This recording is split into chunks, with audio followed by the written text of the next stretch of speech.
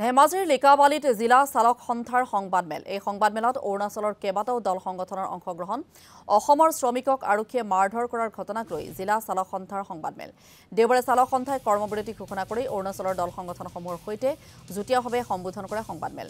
অসমৰ শ্ৰমিকৰ ওপৰত মইমতালি কৰা লিকাবালি থানাৰ ভাৰপ্ৰাপ্ত আৰক্ষী বিষয়াক শীঘ্ৰেই নিলম্বন কৰাৰ দাবী চালক সন্থাৰ। শীঘ্ৰেই দাবী মানি নললে জংগী আন্দোলন গঢ়ি তোলাৰো হুংকাৰ চালক সন্থাৰ। আমি যেটো হাৰাশাস্তি লিখাবলি গেটখনত পাই আছিলো, আজি এটো আমি আপোনালোকৰ চেনেলৰ জৰিয়তে প্ৰকাশ কৰিব পাৰিছো। আৰু আমি বহুত জায়গাত ঘূৰিছো, বহুত জায়গাত কৈছো, আৰু বাৰম্বাৰ কৈ আছো, আমাৰ কোনো জায়গাত কোনো গেটত অৰুণাচলৰ আমি এনেকুৱা এটা অসুবিধা পোৱা নাই যেটো আমি লিখাবলি পাই আছিলো। আৰু এই ৰিসেন্টলি 31 তাৰিখৰ যে ঘটনাক লৈ আমি বেছি দুখ পাইছো।